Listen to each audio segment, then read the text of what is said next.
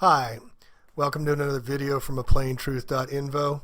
And on this day, July 4th, 1776, where the United States of America has got all their red, white, and blue flags flying as they think it's patriotic as we, the people, and the United States citizens are celebrating their independence, where nothing could be further from the truth.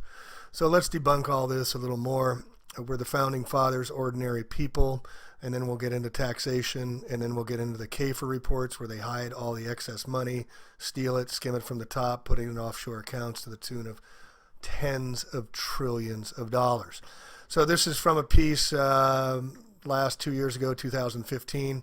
Scott Walker, governor who's running for president, tells the audience a story about his first visit to Independence Hall in Philadelphia, where the Founding Fathers, all 55, 56 of them, all white men, all rich landowners, were trying to set up the we the people country and, omit women, omit Native Americans, omit slaves, but it's we the people that own land.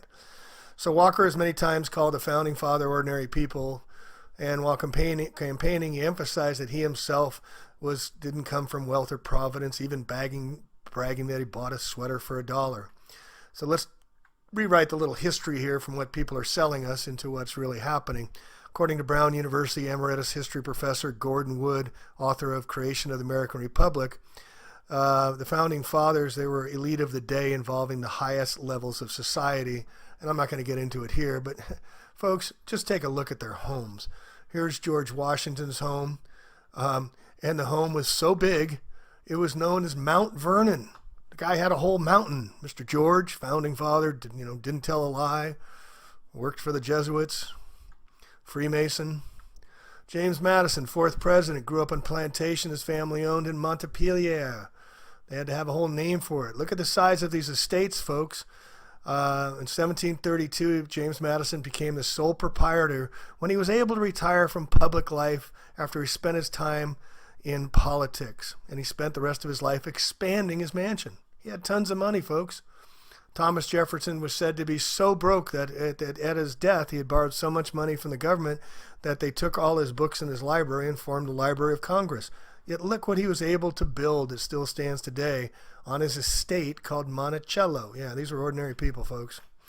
John Adams, look at this estate, folks. Quincy, Massachusetts, just outside Boston. He bought it at the end of the Revolutionary War. Where did he get all this money? They were broke. They were done with scripts. Abraham Lincoln had to come up with the greenback. They were so broke. John Adams had a pretty good mansion here. Ben Franklin, he didn't go for the mansions too much. But then over here we got Alexander Hamilton, the British nobility, the man who founded the currencies, the banking system, and started the money system. His success in politics and law, making all this money, allowed this to commission architect John McComb to design a country home on his 50 acres of land in Upper Manhattan, what's now called Hamilton Heights in Harlem. So you see, folks, these guys just had incredible wealth. So let's get into the taxation without representation or taxation with representation. They both stink, and it's both to enrich the rich and keep us poor and enslaved. So let's get into it. So I want to start with on this July 4th, 1776, declared Day of Independence from the British. We're no independence whatsoever. We're massively in debt and we're being worked. This is from the Economic Collapse blog. Americans will spend more than 7 billion hours preparing for their taxes and hand over $4 trillion to federal, state, and local governments. This is your work. This is your earnings, folks. You're handing it over.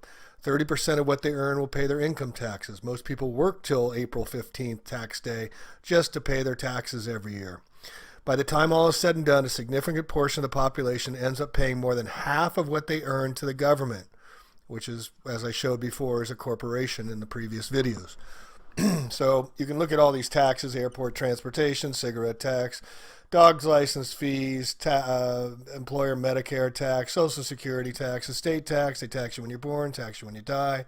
Federal unemployment taxes, fishing license taxes, gift taxes, gasoline taxes, garbage taxes, highway access, hazardous waste taxes, hotel taxes, hunting license tax, import tax, inheritance tax, individual health, inspection fees, IRS tax, penalty taxes, library taxes, liquor taxes, local corporate income, state school taxes, luxury taxes, marriage license taxes, Medicare taxes, parking meters, passport fees, property taxes.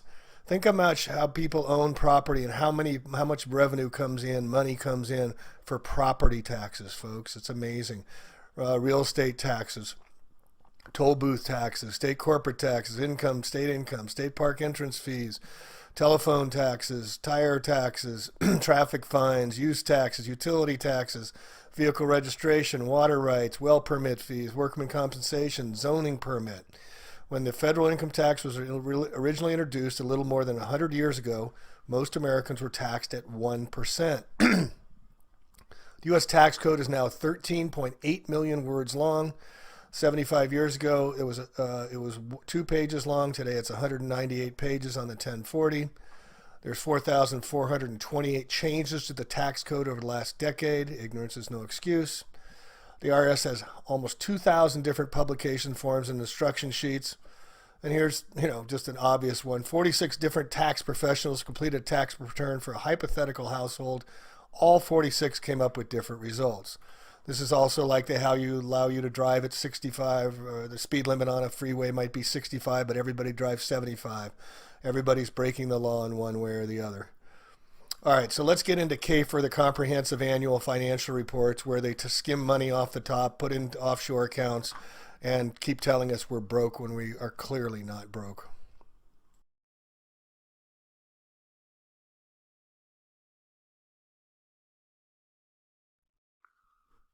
So let's get into the Comprehensive Annual Financial Reports, or known as CAFR, C-A-F-R.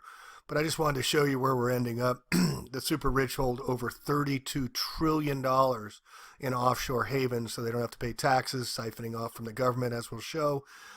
This was from from Reuters. The study estimating the extent of global private financial wealth held in offshore accounts, excluding non-financial assets such as real estate, gold, yachts, and racehorses, puts the sum at between 21 and $32 trillion. Now remember, folks, this is back in 2012, July 22nd. The report also highlights the impact of the balance sheets of 139 developing countries of money held in tax havens by the private elites, putting wealth beyond the reach of local tax authorities.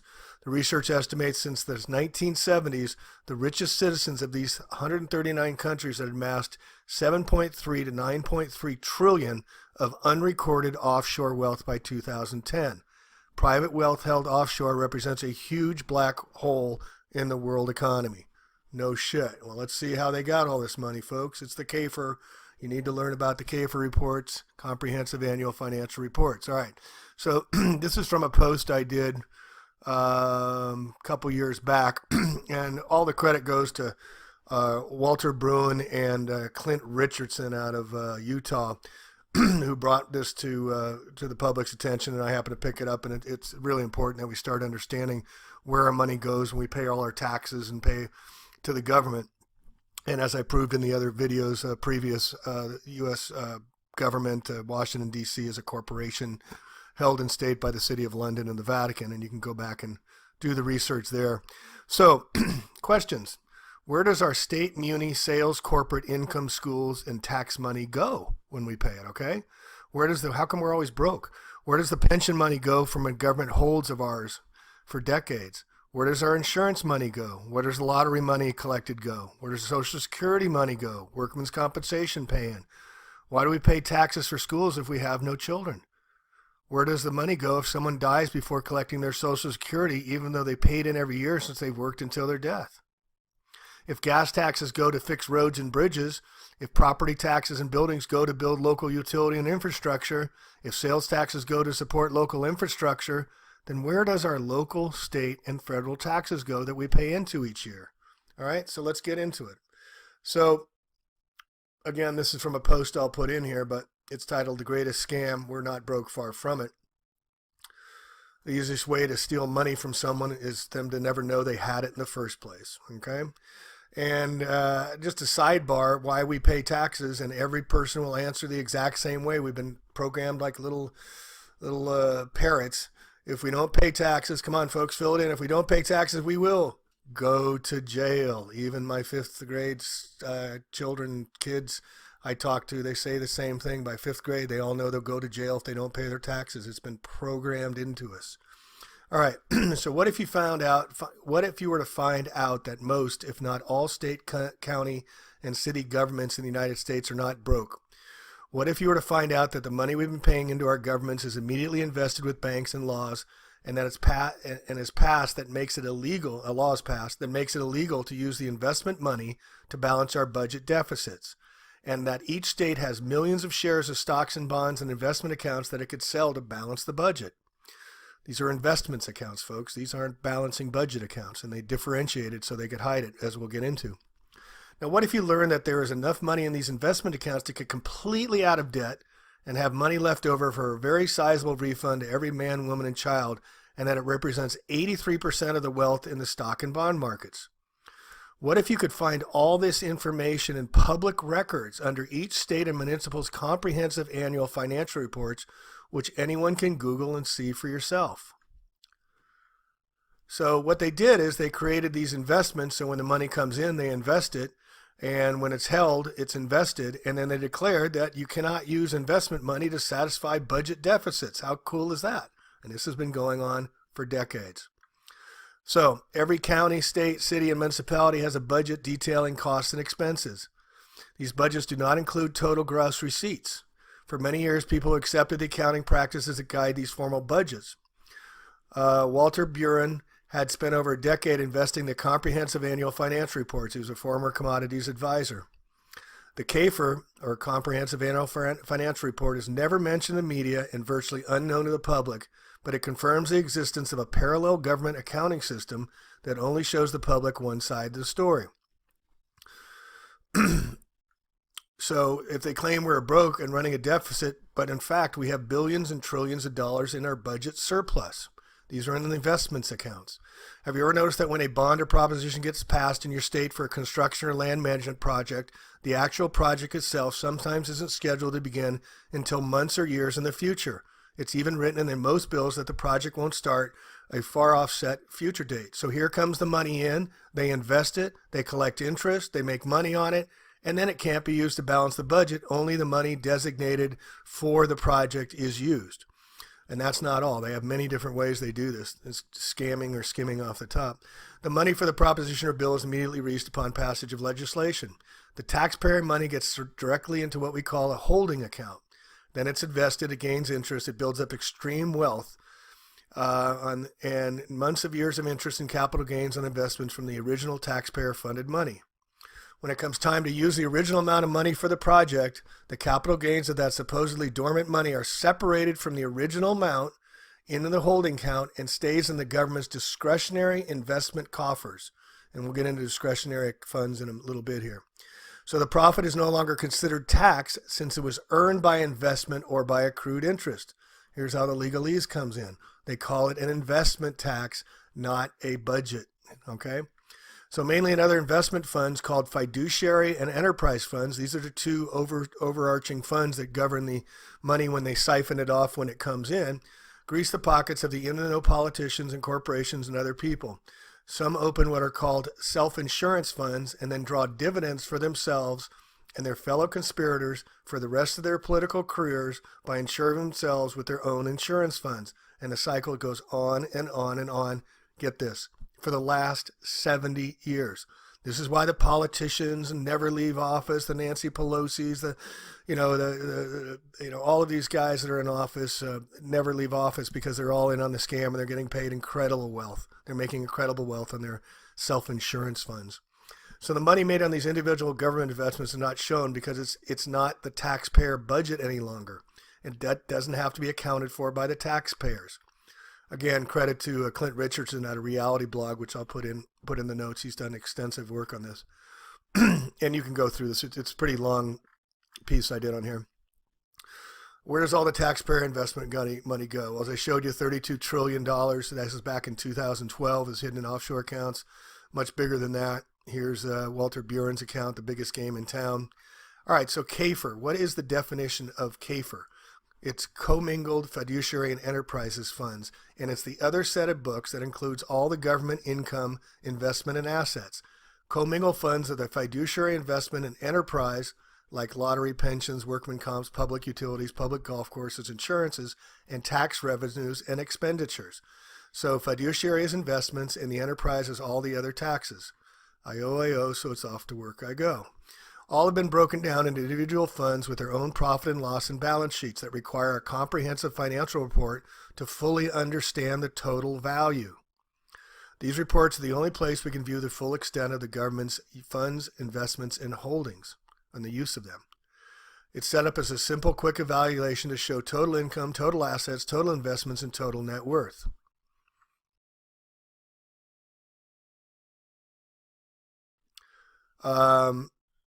Never a peep about the public. Due to money control involved, the governments from all across the country have been developing their own non-tax income for over 65 years. If you want to search for the CAFR, any state, municipality, golf course, utility, whatever, just put in Comprehensive Annual Financial Report or CAFR, and you can see where the money is here.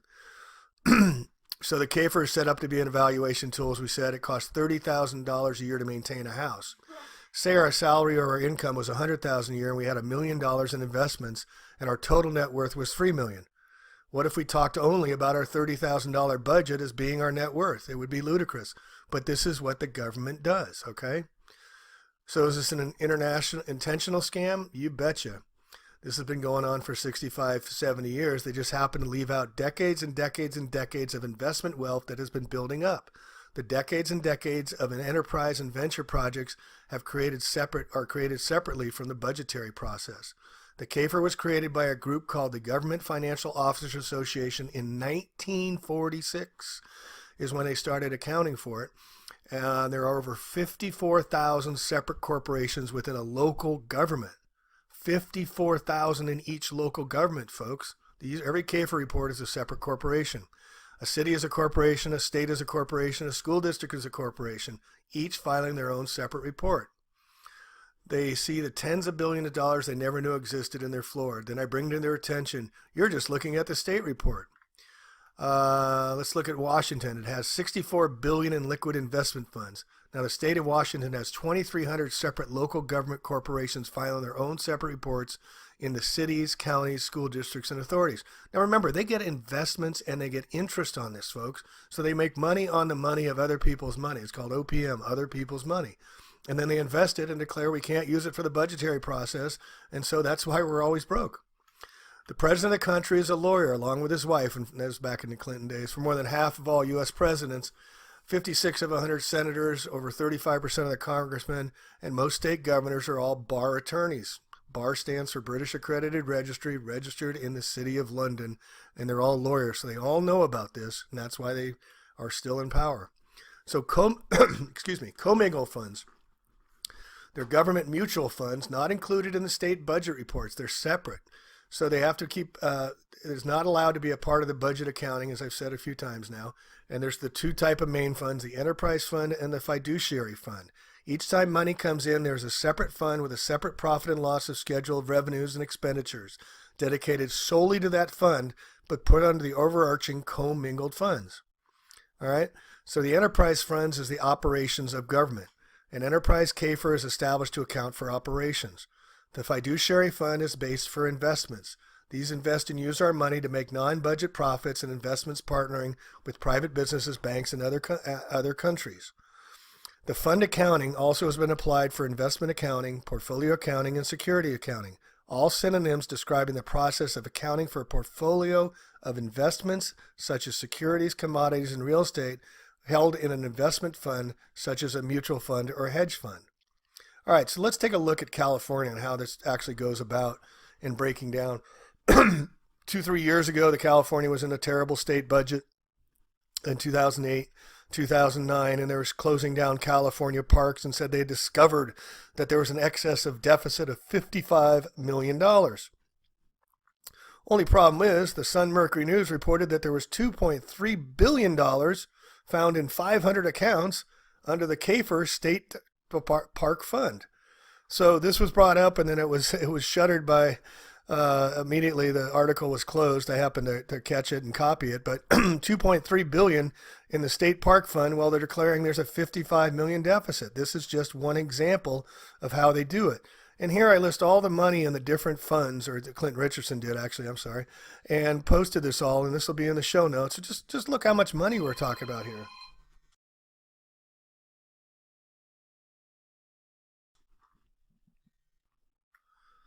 So here we have over $20 billion in the total special revenue fund.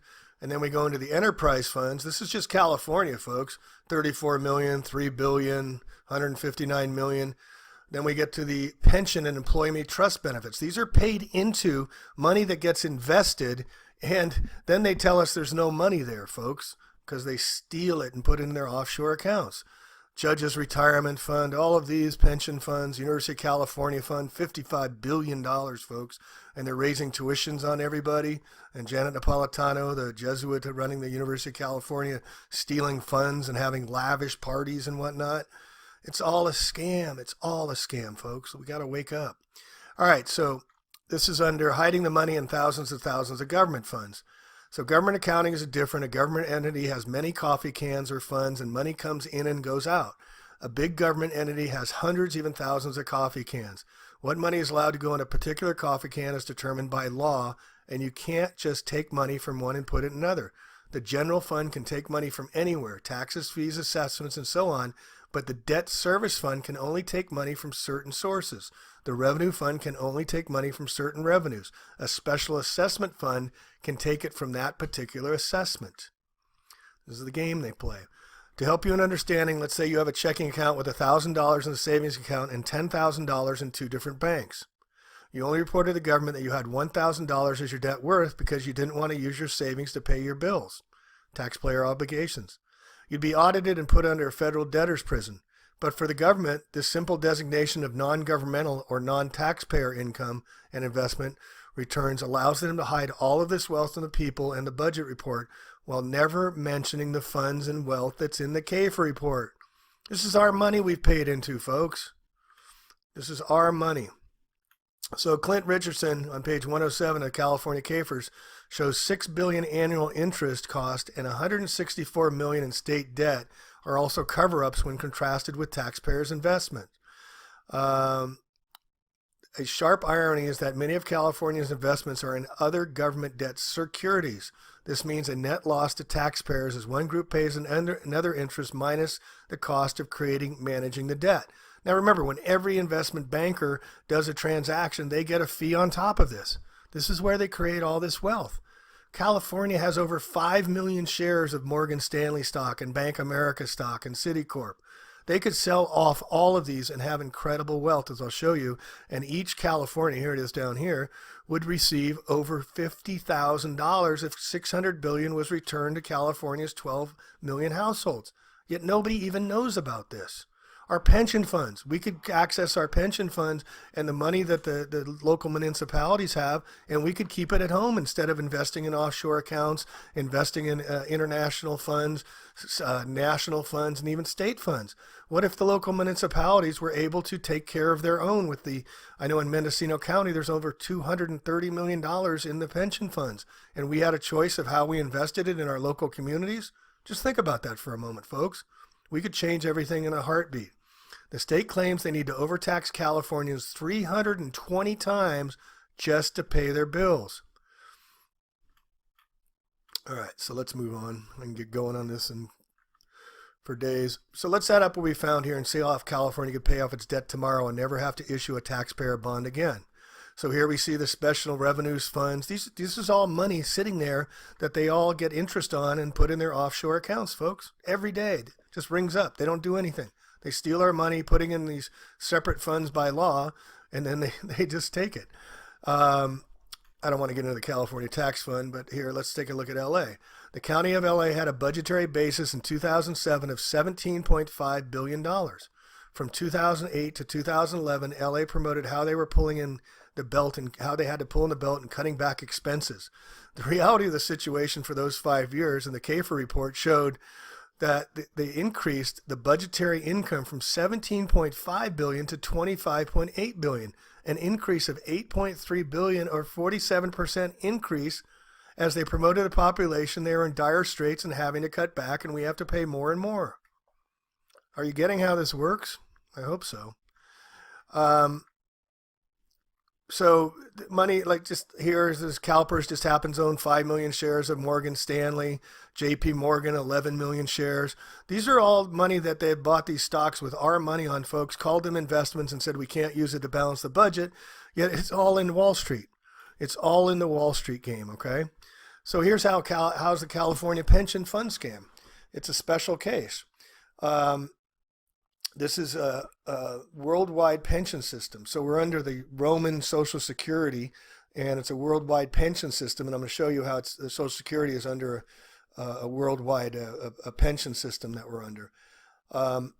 So the taxpayer money is being contributed to these pension funds with no benefit to the majority of tax holders in the state.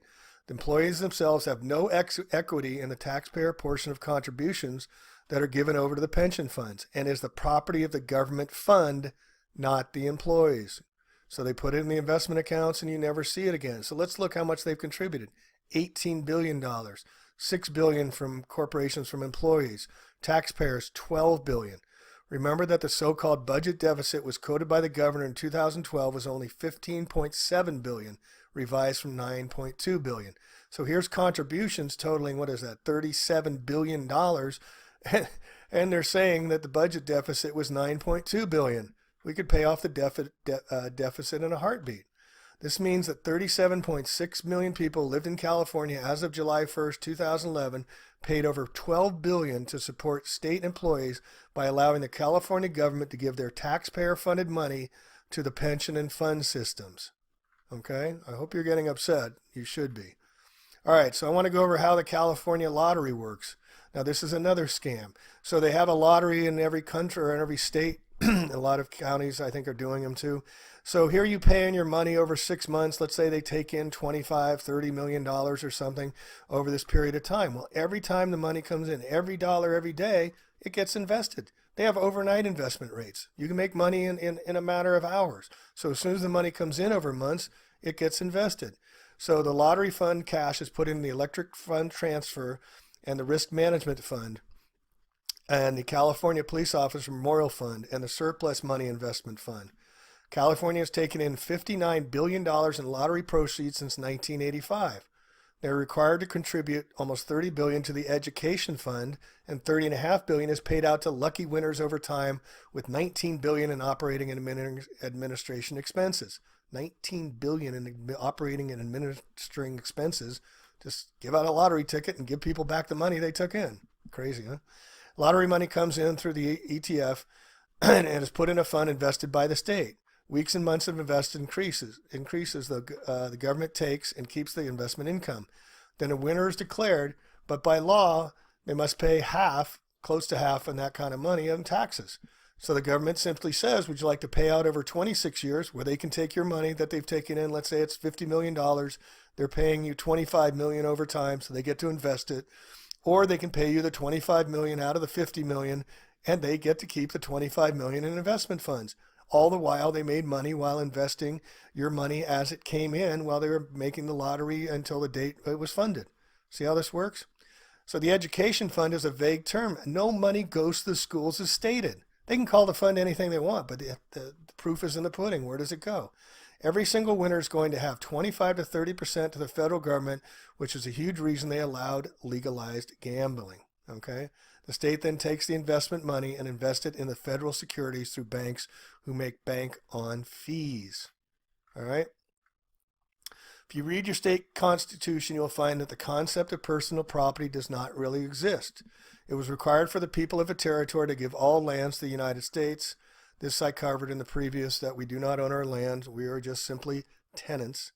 Banks do not lose anything from a foreclosure if you default on a loan, because money is created when banks make loans to persons. Since the money is created in a bank loan, the bank has not loaned you any of its own money, which is why it needs no reserves to cover the loan. It monetizes your loan application and documents through the Fed, and then as a middleman, loans you the newly created money out of nowhere. The bank has then got a zero balance at the time of the loan. The contract, you agree via contract to pay the bank, which is all profit, both principal and interest. The bank is just helping and scamming you to create the money that technically you could create by being your own bank. The bank has no interest in seeing you succeed in making your loan payments. They would much rather have you create more money for a new loan for which, again, it will use none of its own money. This is why they keep loaning money, $1 trillion for prime interest car loans, student debt, 1.3 trillion, home loans. This is how they get us. The whole thing is just a big scam, folks. There's no free country, and you don't own anything that can't be taken away. You have no private property unless you're willing to fight. Sadly, most are not. So anyway, I could go on, but it's all ruled by the Vatican. And here I want to get into the Vatican claims they're 19 million in red. Give me a break. They say they're trying to help the poor, and they're preachers for the poor. Yet they hold more wealth than all of us combined in a factor of huge. They could sell just a few of their paintings in the Vatican Library vault and pay off all the world's debt, end hunger and whatnot. Just to note, the Vatican is a corporation. The Vatican government both operate as non-profit and for-profit. So what they did is they created a corporation for an individual and created a corporation for the federal government. So both have an annual financial report. Both the Vatican and the government have real estate holdings. They both promote debt while hiding their investment asset balances. They both have a central bank which bails them out in the moment of needs, then expects Catholic or taxpayers to pay the bill. They openly lie by omission to the people of the earth. Both use depreciation of capital assets to show on their financial reports a liability against the other assets in order to increase reportable value of these investments. It's all tricks, guys. Both create budgets that are falsely imploded with such things as future liabilities so as to justify its raising of taxes and its requests for tithing. Give us, please, we're so broke. Both create separate sub-corporations with their own financial statements as for profit entities, but to not use these profits for the benefits of the people. Both lay off employees with the excuse of budget shortfalls. Both own and control the media through stock investment and coercion and use it to hide all this from the people by keeping them entertained with everything but disinformation. It's ironic that the Vatican, we can see perhaps the best example of how government corporation lies by the act of utter and ridiculous disassociation and non-disclosure of true wealth. And yes, the Vatican is a corporation. It's a nation state. It also calls itself a church. So I'll put this in the show notes. There's a lot more here for you to go through, including how the Social Security is it's $2.6 trillion in assets, and that money is ours, but they put it in an investment account, so we can't get it. So I'll put this all in here. You can read more, but please share this with people. Here's another one from Carl Henman. Using data from the Bank of International Settlement, IMF, World Bank, Chief Economist McKinsey James Henry reports that 1% have deposited 21 trillion to 32 trillion in tax havens to evade taxes. Okay, the so-called rainy day accounts, $32 trillion, are tragic comic in non-disclosure and non-performance for budget, infrastructure, and pension filing. And I said before, California has $8 trillion in surplus. This is as of 2012. So you can read more and more about how this goes on and the rainy day funds excuse and whatnot. But I think you get the idea now how money is skimmed off the top, and get into the Social Security and all the countries. They've created this International Social Security Fund, or the International Social Security Association, again, a corporation, where they can funnel the money off even further. And so the chances of it getting back are even more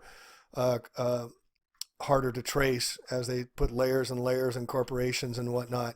But please read the show liner notes and let's yell fire, folks. It's time to start screaming about this. The taxation is slavery, and we need to wake up as to where our hard work and labor is going. And it's not going back to us, and they're just going to keep bleeding us until we yell stop. It's up to us.